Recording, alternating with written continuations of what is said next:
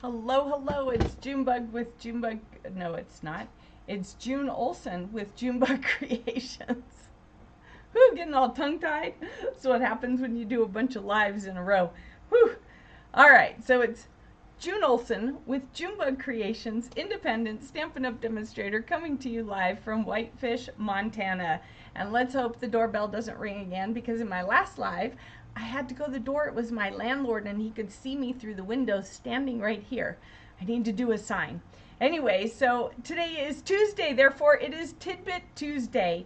The past couple Tuesdays I've had to do just a post about it, but today I can do a live. Yay! So let's go ahead and take a look at how do you set up your brand new ink pads, you know, because it's got the stickers back here. How many of you knew that there were stickers back here? Because I have a lot of people who, when I tell them, hey, how come your sticker's not on there? And they're like, what stickers? I'm like, flip it over. And then they look at it and they're like, oh, I didn't even see those. So I'm going to show you how to set up a new ink pad. And then what do you do when one of your favorite ink pads starts, the color is just starting to fade? Re-inkers. Let me show you how it's done. So let's go ahead and get started. So first off, when you have, let's zoom in a little bit. When you have a new ink pad, it comes all wrapped in plastic, so you just want to run this along there. Oh gosh, it's just one of those days. It's on Do Not Disturb. It's not supposed to do that. All right, so you take off your plastic. It's one of those days, one of those weeks, because last night's live was a flub-a-dub-dub. All right, so they're stiff. Can you open it that way? Yeah, you can. Did you hear that? It's a little bit hard. So what you can do, another way, is you grip it between your hands firmly like that, and then you press here, and that opens it there. That's a little easier in the beginning. They're a little stiff when you first get them. All right, it will get easier. You can put some wax or like chapstick, because that's a waxy chapstick, on there, and that will help it slide a little bit easier. I don't worry about it. It will over time get better. All right, so this is the Petunia Pop. So what I want to do is I peel it up here like this. All right, and then I take my Petunia Pop, and I'm going to take this first one out like that. And these are other languages that we sell it in.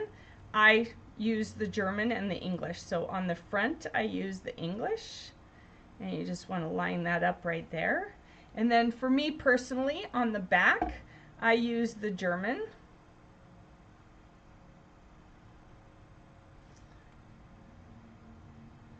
Here we go. Petunian Pink. All right. And then there is a solid one without writing on it. This one right here at the bottom is without writing. Then I just fold this up and I throw that away. Okay. Now what you do with this one is you open it back up, slide that in for support, and right here in this little dip is where you can put the solid one. Now there are some people who put the name one in there because they leave their inks open when they're working. I tend to not leave my inks open.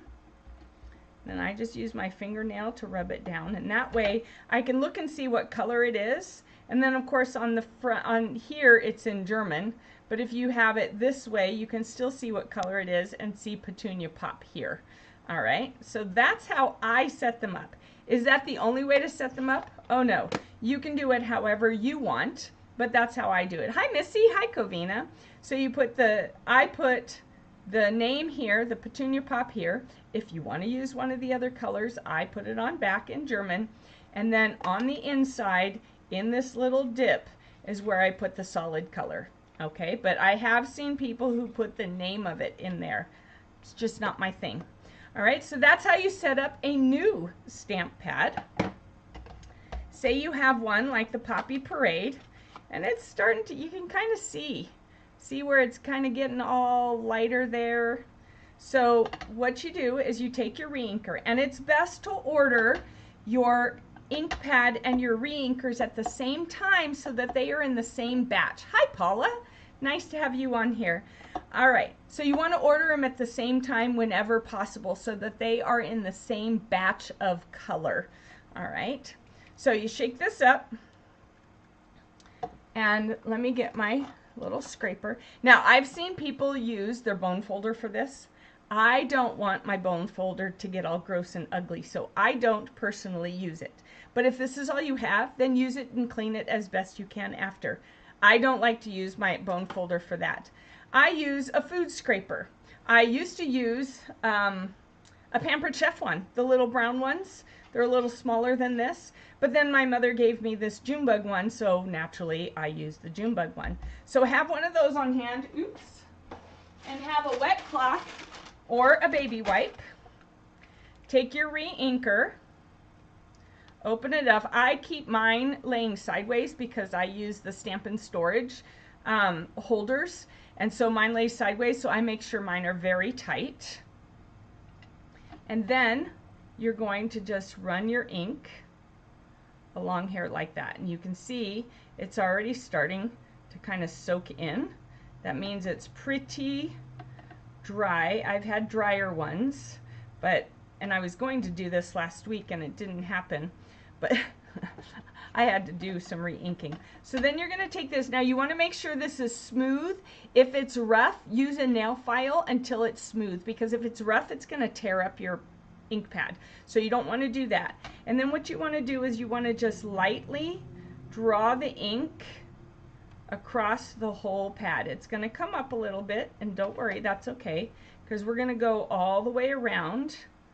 And so I go down, up and down, not up and down, I go down on each, lightly stroking on each side, and then I turn it a quarter turn and run it down again and again. Okay, and you can see it all soaked in. I hardly have anything on the back, and a lot of times I'll just wipe it like that to get more off. And then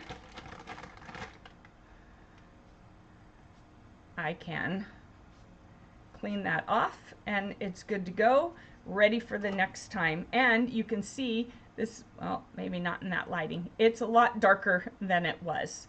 If you feel like it needs more ink, then add more ink. Once it stops soaking in, it is saturated, so you don't want to overdo it, or you're going to end up having a messy case, because then the ink is going to come out of it. So you don't want to overdo it.